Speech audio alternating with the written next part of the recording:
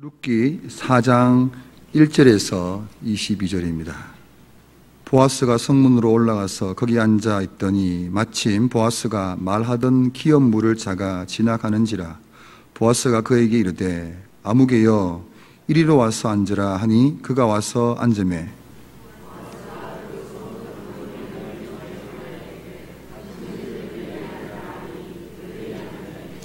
보아스가 그 기업 물을 자에게 이르되 모압 지방에서 돌아온 나오미가 우리 형제 엘리멜렉의 소유 유지를 팔려 함으로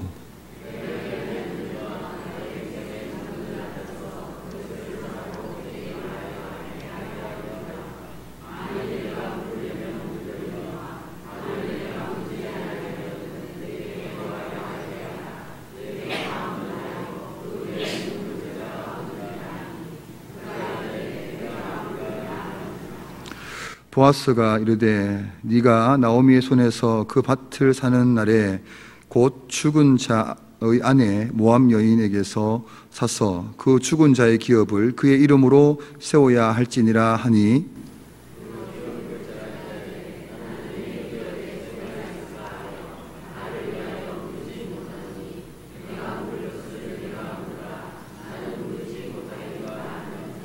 옛적 이스라엘 중에는 모든 것을 무르거나 교환하는 일을 확정하기 위하여 사람이 그의 신을 벗어 그의 이웃에게 주더니 이것이 이스라엘 중에 증명하는 전례가 된지라.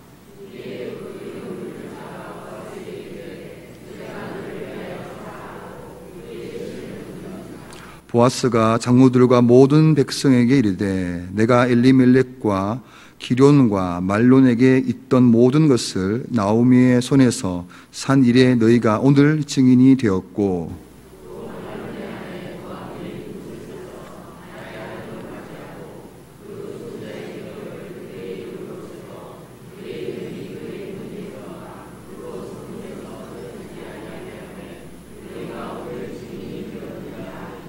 성문에 있는 모든 백성과 장로들이 이르되 우리가 증인이 되나니 여호와께서 네 집에 들어가는 여인으로 이스라엘의 집을 세운 라헬과 레아 두 사람과 같게 하시고 네가 에브라스에서 유력하고 베들레헴에서 유명하게 하시기를 원하며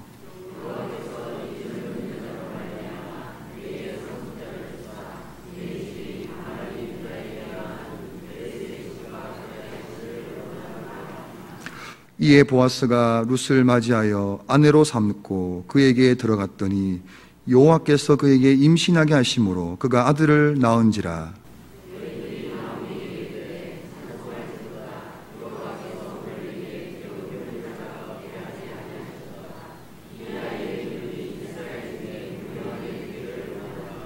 이는 네 생명의 회복자이며 네 노년의 봉양자라. 곧 너를 사랑하며 7 아들보다 귀한 내 며느리가 낳은 자로다 하니라.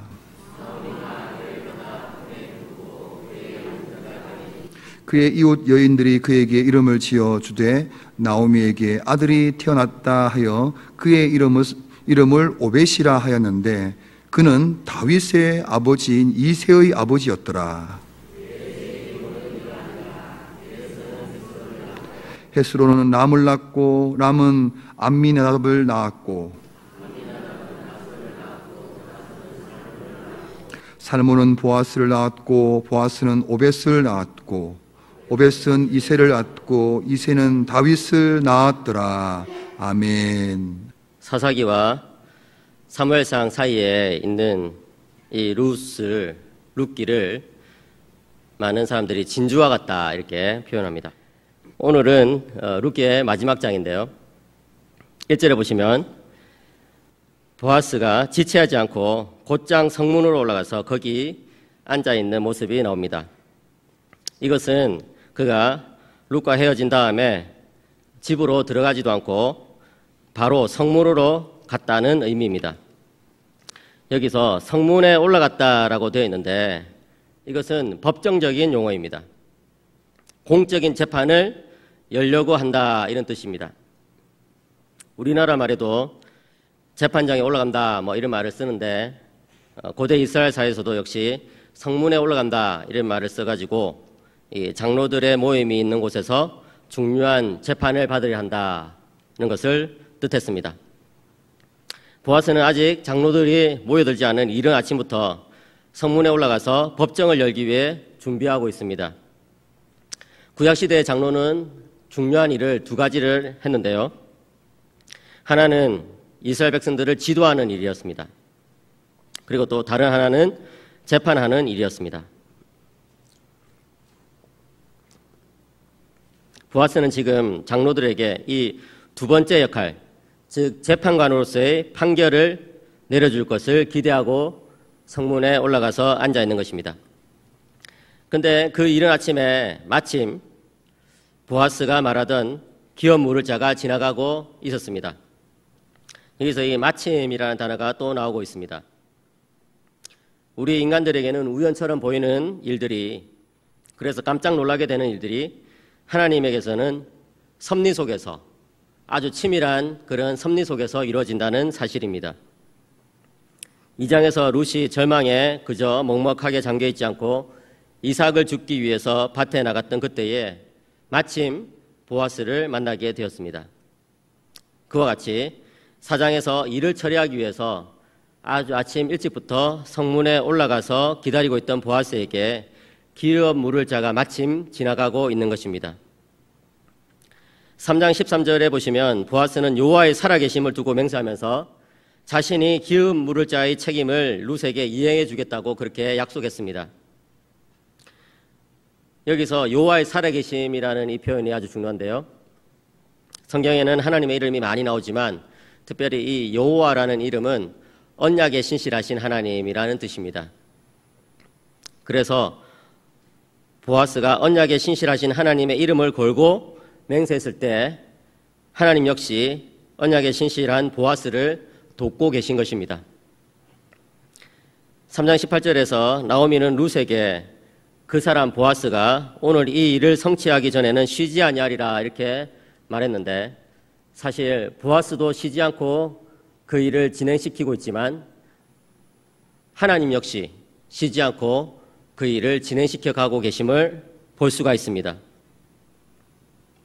이런 것을 보면 우리가 어떤 자세로 이 세상을 살아가며 우리가 어떤 태도로 신앙생활을 해야 되는지를 알 수가 있습니다. 우리나라 말 속담에 하늘은 스스로 돕는 자를 돕는다 이런 말이 있는데, 사실 기독교에서는 그 말이 맞을 수도 있고 안 맞을 수도 있습니다. 왜냐하면 하나님께서는 전적인 주권을 가지고 행동하시기 때문에 인간이 노력한다고 해가지고 하나님 꼭 노력해야 될 필요는 없습니다. 그러나 여러분들이 기억해야 될 것은 하나님의 백성들이 하나님을 바라보면서 노력하면서 나아갈 때 하나님은 그것을 결코 무시하지 않는다는 사실입니다. 우리가 기억해야 될 것이 바로 그것입니다. 하나님의 백성들이 하나님의 말씀에 정말 모든 것을 걸고 하나님께 부르짖으며 나아갈 때 하나님께서는 그것을 결코 소홀히 여기시지 않는다는 사실입니다. 1절에서 계속해서 보면은 보아스는 마침 지나가는 그 기업 물을 자에게 아무개여 이리 와서 앉으라 이렇게 이야기하면서 그 사람을 재판 과정에 참여시킵니다. 여기서 아무개여라고 번역되어 있는데 사실 이렇게 아무개여라고 번역할 수밖에 없는 단어입니다. 왜냐하면 이 단어가 두 개로 이루어진 단어인데 아무도 그 뜻을 모릅니다.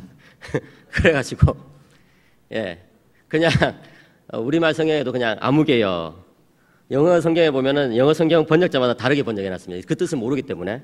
근데 제가 봤을 때는 아무개라는 번역이 제일 적합한 것 같습니다. 여러분들이 오늘 설교를 들어보면 그렇구나 하는 것을 아시게 될 겁니다.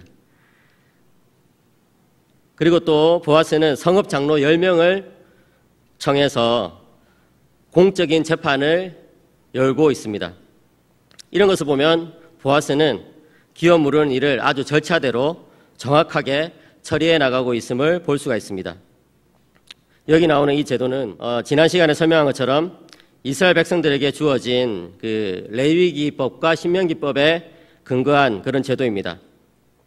엘리멜렉이 죽었고 그의 땅은 이미 다른 사람의 소유가 되었죠. 이 상황에서 룻은 밤중에 정말 아주 위험한 행동을 하게 됩니다. 보아스에게 찾아가지고 밤중에 찾아가지고 자신의 기업 물을 자가 되어달라고 말하는 것이죠. 하지만 보아스는 자신보다 더 엘리멜렉에 가까운 친척이 있다. 그 사람이 기업 물을 구할 리가 나보다 더 먼저 있다. 이것을 알려주었고, 그래서 그 사람을 만났을 때 그에게 먼저 기회를 주고 있는 것입니다. 보아스 이 사람은 기업 물을 이런 과정에 있어서 순서대로 일을 진행시켜 나가고 있는데, 이것 또한 믿음의 행동인 것을 알 수가 있습니다. 우리는 때때로 교회 일을 하다 보면은 이게 의욕이 앞서가지고 정말 이렇게 막 어떤 순서나 절차를 무시하고 이렇게 먼저 말을 하거나 먼저 행동할 때가 있는데, 사실 어떻게 보면 그것은 인간적인 의욕이 아닌가 이런 생각이 듭니다. 하나님의 사람들은 하나님께서 일하시기를 기다리고 하나님 때를 기다리는 것이 중요합니다.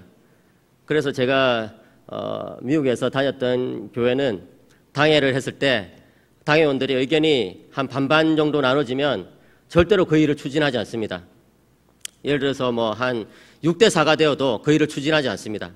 거의 당회원들이 다 마음이 모아졌을 때 비로소 그 일을 이제 추진하는 것이죠. 그런 것들이 다 인간의 때보다 하나님의 때가 더 옳고 더 좋다는 것을 믿고 있기 때문에 그런 것입니다. 3절과 4절에 보시면 보아스가 아무개 씨에게 이렇게 말합니다. 같이 한번 3절과 4절 함께 읽겠습니다. 시작.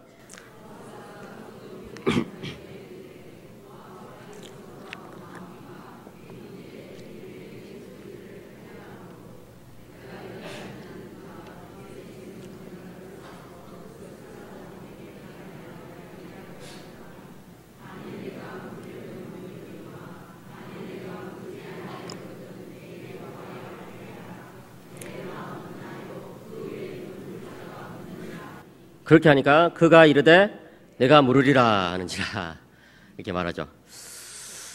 이 보아스의 말은 오늘날로 치자면 법정에서 그 소장 진술과 같습니다.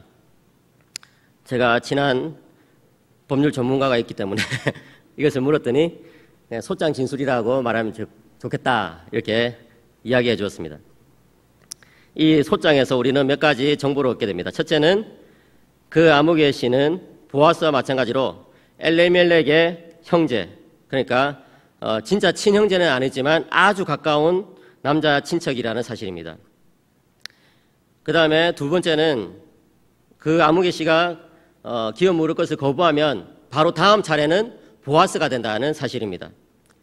그 다음에 또 하나는 나오미가 엘리멜렉의 소유지를 팔려고 한다 이런 사실을 우리가 발견하게 되는데요. 여기 사실 팔려고 한다라는 이 단어는 넘겨주다라고 번역하는 것이 훨씬 더 좋습니다. 그리고 지금 벌써 엘리멜렉의 땅은 다른 사람이 차지하고 있거든요. 그렇기 때문에 그것을 다시 나오미가 판다 이게 아니고 그 땅을 물을 자를, 기업 물을 자를 찾고 있다 이렇게 이해하는 것이 좋습니다.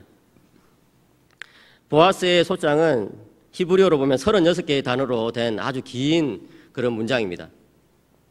그 문장을 이제 그 내용을 말하고 있는 보아스가 아마 마음이 많이 떨렸을 것입니다. 이 사람이 진짜 자기가 물겠다면, 기업을 물겠다고 하면 어떻게 할까? 이러면서 이제 그걸 쭉 이야기했는데 아니나 다를까 그 사람이 그 이야기를 다 듣고 나서 딱 두 단어로 내가 물을게. 내가 하겠다. 이렇게 간단 명료하게 대답을 하는 것입니다. 만약에 나오미와 룻이 이 재판 과정에 있었다면 어떻게 됐을까? 제가 상상해 봤는데 룻은 눈이 그냥 동그랗게 돼가지고 정말 놀랐을 것이고 시어머니 나오미는 아마 기절했을 것입니다. 여러분 그 연속극에서 자주 나오는 거 있잖아요. 막 이러면서 이렇게 기절하는 장면. 지금 일이 왜 이렇게 꼬이냐 이런 생각이 들었겠죠. 하지만 보아스는 침착하게 다음 단계의 일을 진행시켜 갑니다. 그는 이 일이 단지 엘리멜렉의 재산과 관련된 일만이 아니라는 사실을 상기시켜 줍니다. 5절에 보시면 같이 한번 읽겠습니다. 시작.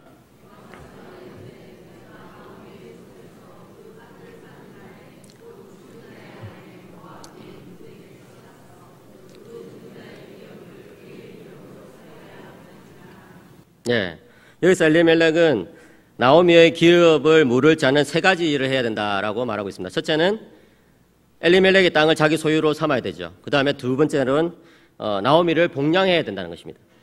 그 다음에 세 번째로 무엇보다도 이 룻과 결혼해가지고 자녀를 낳아서 엘리멜렉의 땅을 그 아이에게 상속해 주어야 된다는 것입니다.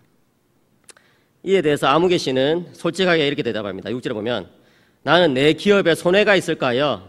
나를 위하여 물으지 못하노니 내가 물을 것을 네가 물으라. 나는 물으지 못하겠노라. 여기서 이 아무개 씨가 이렇게 이야기가 줄줄줄 나왔지만 사실은 머릿속으로 이미 주판을 다 튕긴 것입니다. 예, 이 사람은 제가 봤을 때 아주 돈 문제에 있어서 계산이 빠른 사람인 것 같습니다. 내가 나오미의 재산을 물으게 되면 크게 세 가지로 손해를 본다. 이게 답이 벌써 나온 거죠. 첫 번째, 왜 손해보느냐? 엘리멜렉의 밭을 사긴 사는데 그게 자기 게 아니기 때문에 그렇습니다.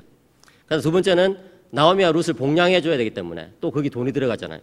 세 번째는 이건 더 심각한 문제인데 만약에 룻이 아들을 낳게 되면 자기 재산마저도 이 룻의 아들에게 상속해 줘야 되는 그런 문제도 생길 수 있습니다. 그러니까 이 세 가지 손해가 생긴다는 것을 이 사람은 딱 알고 그렇다면 난 못하지 이렇게 하면서 이제 좀 길게 이야기하면서 내가 물을 것을 네가 물으라 이러면서 이제 책임을 넘깁니다. 그렇게 해서 이 아무개 씨는 아무개 씨로 끝나는 것입니다. 제가 아까 말씀드린 것처럼 이 사람의 이름이 두 자로 이렇게 돼 있는데 이 두 자가 뭔지 모른다고 그랬잖아요. 그래 몰라도 되는 거예요. 왜냐하면 이제 안 나타나기 때문에.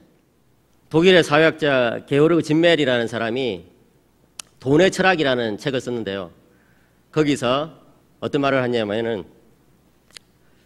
우리 사람들은 여타 다른 관계에서보다 이 돈 문제에 있어서는 아주 비열하게 행동하기가 쉽다. 이런 말을 거기에 썼습니다. 우리가 저 사람 어떤 사람인가 이 댐댐이를 재볼 때 저 사람이 돈에 대해서 어떤 관점을 가지고 있느냐를 파악해 보면은 알 수가 있다는 것이죠. 여기 나오는 이 아무개 씨는 뭐 다른 것도 다 좋았는데요. 그런데 이 돈 문제에 있어서는 양보할 수 없었던 그런 사람이었던 것입니다.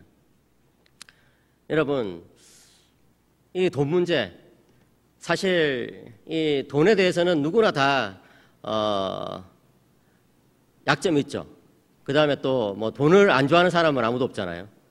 그렇지만 우리 그리스도인들은 어떤 중요한 일을 결정할 때 있어서 돈이 제일 중요한 어떤 지표가 되어서는 안 됩니다. 교회도 마찬가지입니다. 교회가 어떤 사업을 해나가는 데 있어서 돈이 얼마나 들 것이냐, 물론 그걸 계산해야 되지만 그것이 제일 중요한 지표가 되어서 어떤 것을 결정해서는 안 됩니다. 그렇게 하다 보면 하나님의 일을 놓치게 됩니다. 사랑하는 성도 여러분, 우리가 돈에 있어서 참 약하지만 정말 인생의 중요한 순간에 있어서 돈에 휘둘리지 않고 하나님의 말씀에 따라서 나가는 여러분들이 되시기를 축복합니다. 이제 기회는 보아스에게 돌아왔습니다. 그런데 여기서 룻기의 기자는 잠시 이야기를 이게 쉬고 당시에 있었던 관습에 대해서 설명해 주고 있습니다. 7절과 8절에 보시면은 옛적 이스라엘 중에는 모든 것을 무르거나 교환하는 일을 확정하기 위하여 이렇게 하면서 그것을 최종적으로 결정할 때 신발을 벗어가지고 상대방에게 주는 그런 관습이 있었다. 뭐 이런 이야기를 설명한 것이죠. 그러니까 아마도 이 룻의 사건이 있고 나서 상당 부분 시간이 지난 다음에 룻기가 기록된 것 같습니다. 여기서 신발을 이렇게 벗어가지고 준다는 것은 나의 개인적인 소유를 이제 너에게 양도한다 이런 뜻입니다. 신은 그 사람 개인적인 거잖아요, 그죠? 그런 것처럼 이제 신발을 벗어서 주는 그런 습관이 어떤 거래 관계에 있어서 최종적인 어떤 습관이었습니다. 사실은 아무개 씨에 대해서 제가 좀 안 좋게 말했지만 이 사람이 꼭 그 기업을 물을 책임이 있는 것은 아닙니다. 신명기 25장에 보시면은 기업 무는 일을 하지 않는 친형제는 백성들 가운데 수치를 당할 것이다 이렇게 이야기하고 있습니다. 친형제가 그 일을 안 하면은 안 된다는 것이죠. 그런데 이 사람은 보아스와 마찬가지로 친형제가 아닙니다. 엘리멜렉의 친형제가 아니고 그냥 먼 어떤 그 남자 친척입니다. 그렇기 때문에 크게 문제될 것은 없습니다. 하지만 하지만 만약에 이 사람이 여기서 나오미의 기업을 물어주게 됐다면 이 사람은 구원 역사에 쓰임을 받게 되었을 것입니다. 그런데 그렇게 하지 못했죠. 아무개시의 신발은 이제 보아스에게로 넘어가게 됐습니다. 그래서 이제 신발까지 딱 받은 보아스는 공적으로 엘리멜렉의 기업을 물을 자가 나다는 것을 천명하고 있습니다. 그래서 9절과 10절에서 그 사실을 이렇게 분명하게 이야기함으로써 이 재판이 법적으로 이제 종결되었고 결코 변개할 수 없다, 이것을 선언하고 있습니다. 그러자 11절과 12절에서 장로들과 백성들은 보아스를 축복해주고 있습니다. 한번 이 내용을 읽어봤으면 좋겠습니다. 아주 아름다운 축복입니다. 같이 11절과 12절 읽겠습니다. 시작.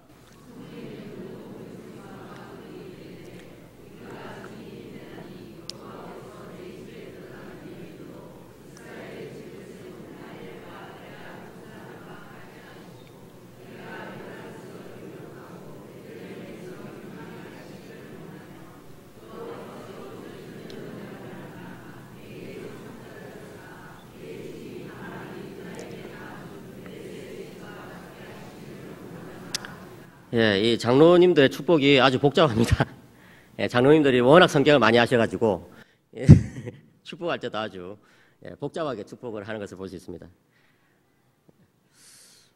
이 축복은 세 가지로 구성되어 있습니다. 첫째는 룻이 자녀를 낳아서 이스라엘의 집을 세운 라헬과 레아 두 사람과 같게 되기를 원한다는 것입니다.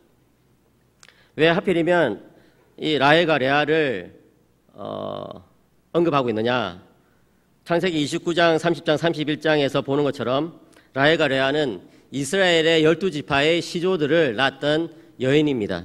그런 것처럼 하나님께서 이제 이 룻이라는 한 여인을 통해서 이스라엘 역사의 새로운 수레바퀴를 돌리기를 원한다, 이런 축복이 되겠습니다.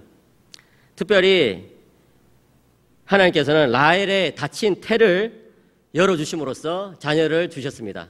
그와 마찬가지로 이제 10년 동안이나 닫혀 있었던 이 룻의 태가 열려서 자녀를 갖기를 원한다, 이렇게 축복하는 것입니다.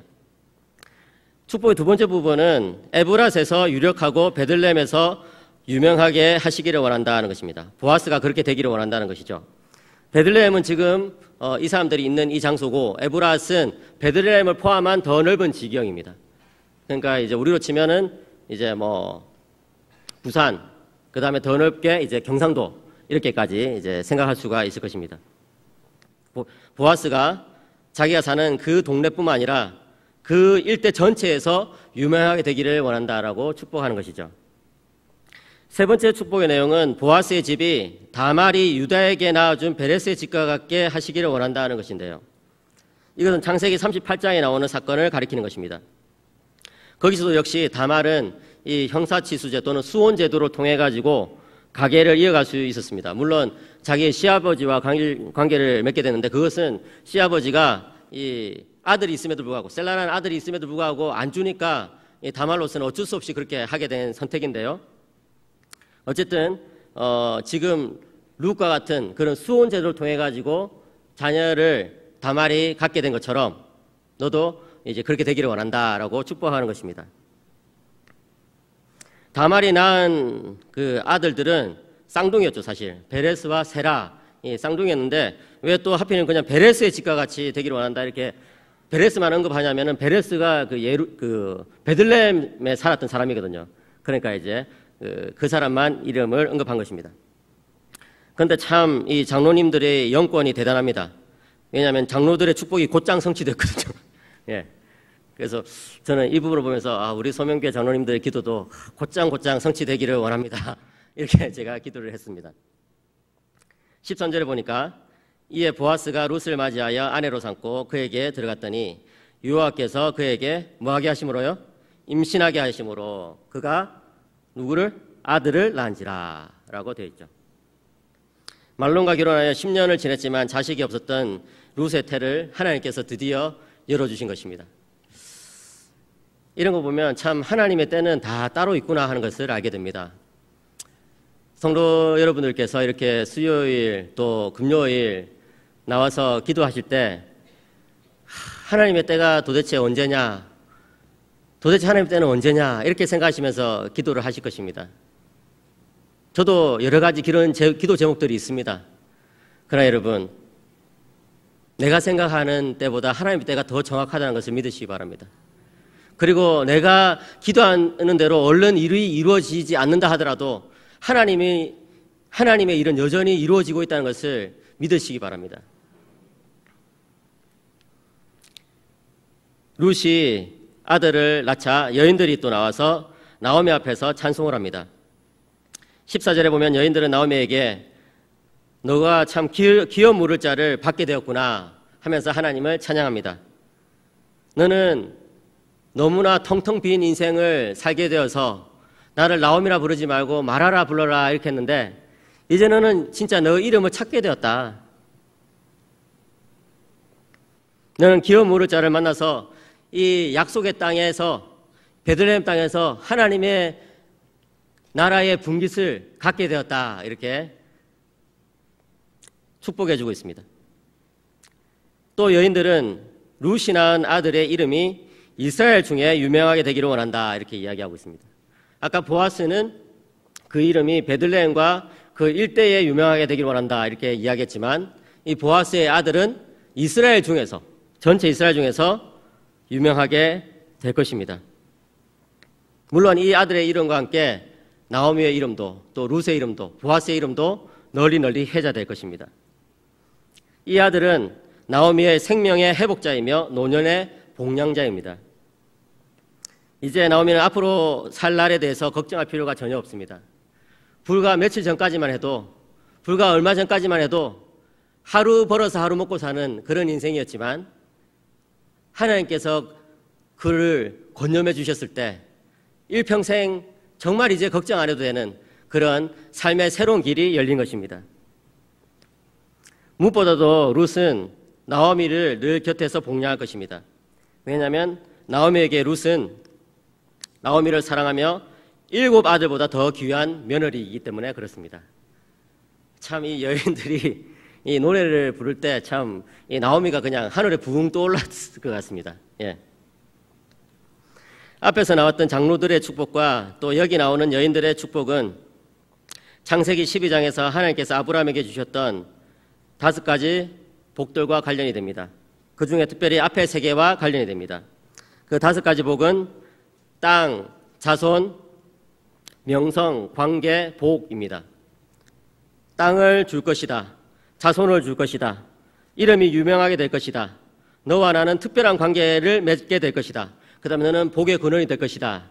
이것이 5가지 축복인데 그 중에서 앞에 3가지 나오미와 룻은 보아스를 통해서 땅과 자손과 명성을 얻게 된 것입니다. 그러니까 여러분 이 장로들의 축복을 들을 때 또 여인들의 찬송을 들을 때 나오미는 나도 이 아브라함 언약에 참여하게 되었구나. 하나님의 구원 역사 드라마에 이제 한 사람으로서 살아가게 되었구나 하는 것을 느낄 수 있었을 것입니다. 이처럼 하나님은 하나님의 말씀에 순종하여서 헤세드의 사랑을 보여주고 율법의 정신을 이어가는 그런 사람들에게 아브라함의 자손이 되게 해 주십니다. 아브라함에게 주셨던 그 복을 주십니다. 16절에 보면 이제 그 아이를 나오미가 안고서 키웁니다. 오늘날 오늘날 우리 할머니들이 손주 키운다고 너무 힘드신데 나오미도 그렇게 손주를 키우고 있습니다. 나오미가 이제 아기를 키울 때 17절에 보면 사람들이 그 아들의 이름을 오벳이라고 불러주었습니다. 그리고 그 아들이 나오미의 아들이다 이렇게 말하고 있습니다. 사실 나오미의 아들이 아니고 룻의 아들이죠. 그죠?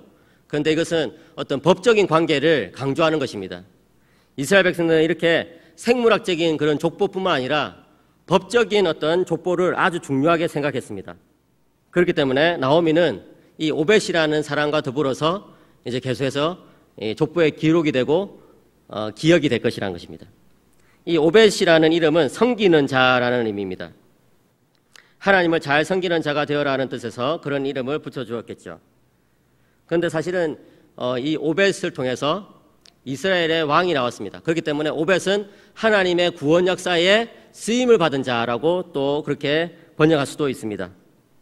17절에서 오벳을 다윗의 아버지인 이새의 아버지라고 소개하고 있는 것도 그 까닭입니다. 그렇게 보자면 여러분 이 룻과 보아스는 다윗하고는 어떤 관계입니까? 다윗의 아버지가 이새잖아요. 그 다음에 이새의 아버지가 오벳이죠. 그 위에가 이제 룻과 보아스니까 증조입니다. 증조. 그러니까 이 보아스는 증조 할아버지가 되겠고, 그 다음에 이 룻은 증조 할머니가 되겠습니다. 나오미는 고조 할머니 이렇게 되겠습니다. 나오미와 룻의 입장에서 보자면 정말 삶의 밑바닥으로 떨어진 그들을 하나님께서 건져주셨다. 이것이 제일 중요한 일이겠죠. 그죠? 우리가 그런 관점에서 이 룻기를 볼 수가 있습니다. 그것도 틀린 것은 아닙니다. 하나님께서는 정말 삶의 밑바닥으로 떨어진 우리들을 구해주신다. 그러나 이 룻과 보아스의 이야기를 기록하고 있는 이 기자의 관점에서 볼 때에 그보다 더 중요한 것은 그들이 다윗 왕가의 조상이 되었다는 것입니다. 다윗 왕을 낳은 그런 사람들이 되었다는 것입니다. 그래서 룻기의 기자는 18절과 22절에서 족보를 넣으면서 이야기를 마무리 짓고 있습니다. 한번 읽어보겠습니다. 18절부터 22절 시작.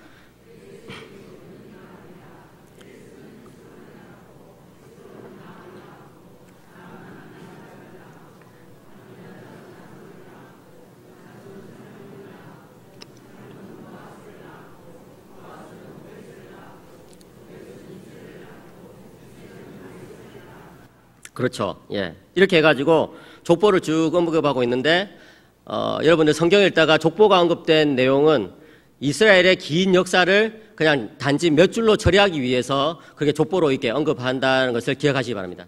여기도 마찬가지로 이 베레스의 족보를 이렇게 쭉 적어준 것은 이제 룻 이후에 역사가 이런 식으로 흘러가게 되었다. 또 룻 이전에 역사는 이렇게 흘러왔다. 이런 것을 딱 몇 줄로 요약해서 보여준 것이라고 할 수 있습니다. 이렇게 함으로써 우리들에게 알려주고자 하는 것은 무엇입니까? 사사시대와 같이 암울한 시대에도 하나님은 룻과 보아스와 같은 믿음의 사람을 예비하셨고 바로 그들을 통해서 다윗 왕이 오도록 하셨다는 내용입니다. 이 사실을 이 룻기의 기자는 제일 강조하면서 이 룻기를 마치고 있는 것입니다. 사랑하는 성도 여러분, 참 살기 힘든 시대라고 할 수 있습니다. 그러나 여러분, 믿음의 눈으로 보자면 하나님은 지금도 일하고 계십니다. 믿음의 눈으로 보자면 하나님은 결코 쉬지 않으십니다. 사사시대와 같이 그렇게 어두운 시대에도 하나님은 여전히 일하고 계셨습니다. 그런데 여러분, 신약의 시대를 살고 있는 우리들의 관점으로 보자면 사실 이 룻기의 기자보다 더 놀라운 것을 깨달을 수가 있습니다. 그것은 무엇입니까? 바로 이 다윗의 가게에서부터 예수 그리스도가 태어나셨다는 사실입니다. 그러니까 다시 말하자면 정말 사사시대와 같이 어두운 시대에서도 하나님은 메시아가 오도록 하기 위해서 일하셨다는 것이고, 또 사사시대와 같이 그렇게 어두운 시대조차도 정말 하나님의 말씀을 붙들고 있는 사람들은 메시아의 길을 예비하는 사람이 될 수 있다는 사실입니다. 여러분, 오늘날 정말 사회적으로 또 교회적으로 위기라는 말을 많이 쓰고 있습니다. 그러나 여러분, 위기 가운데서도 믿음이 있는 사람은 살아남습니다. 오직 의인은 믿음으로 말미암아 살리라. 그것이 바로 신앙인의 고백입니다. 우리의 시대가 중요한 것이 아니라 나의 믿음이 중요하다는 것입니다. 시대가 험난해도, 시대가 위기라도 하나님 말씀 앞에서 결단하고 살아가면 하나님께서 쓰신다는 것이죠. 그래서 제가 룻기를 보면서 이 시대를 태어나게 해주신 하나님을 찬양합니다. 이렇게 저의 기도의 내용을 바꿨습니다. 사랑하는 성도 여러분, 하나님은 언제나 일하고 계십니다. 보아스가 룻을 아내로 삼고 나오미의 기업을 물려주기 위해서 쉬지 않고 일했던 것처럼 하나님은 지금도 여전히 쉬지 않고 우리 가운데 일하고 계십니다. 사실 우리는 그것을 잘 알고 있습니다. 이미 예수님께서 우리 기업의 물을 짜, 우리의 고엘, 우리의 구속자가 되어주셨기 때문입니다. 주님은 이 세상에서 모든 것을 다 잃고 아무런 희망도 없는 우리들을 찾아오셔서 하나님 나라의 기업을 잇도록 해주셨습니다. 성도 여러분, 우리가 가진 이 놀라운 지위, 우리가 가진 이 놀라운 특권을 여러분 한번 곰곰이 묵상해 보시기 바랍니다. 우리가 장차 예수 그리스도와 함께 이스라엘의 12고을을 다스리게 될 것입니다. 우리가 장차 하나님 나라에서 하나님을 얼굴과 얼굴을 맞대면서 영원한 복락 가운데 살게 될 것입니다. 그리고 그것을 우리는 지금 이 땅에서부터 벌써 맛보고 있습니다. 성령님께서 우리 구원의 보증이 되어 주십니다. 예수님께서 자신의 피값으로 우리를 벌써 사셨습니다. 하나님은 우리의 삶 가운데 여전히 동행하시고 우리를 도와주십니다. 룻기는 흉년과 장례식으로 시작이 되었습니다. 그러나 이제 그 마지막은 풍성한 수확과 결혼식으로 끝이 나고 있습니다. 극심한 고통과 고난 가운데서도 하나님의 날개 아래의 보호를 받기 위해 모압을 떠나 베들레헴으로 갔던 룻을 하나님은 만나 주셨습니다. 하나님께서는 룻과 나오미의 텅 빈 인생을 가득가득 채워주셨습니다. 어떤 위기 가운데 있더라도 주님께서 우리 기업의 물을 자가 되어주신다면 그 위기를 이겨낼 수가 있습니다. 그렇게 하나님의 도우심을 경험한 사람들은 이제 자신이 고엘이 되어서, 이제 자신이 기업 물을 자가 되어서 이 세상에 희망을 잃어버린 자, 이 세상에 파산한 자, 이 세상에 병든 자, 이 세상에 홀로 된 자들을 찾아가서 하나님의 소망을 전달하는 소망의 전달자가 될 수 있을 것입니다. 바라기는 여러분들 모두가 예수 그리스도 안에서 그러한 복락을 누리시기를 주님의 이름으로 간절히 축원합니다.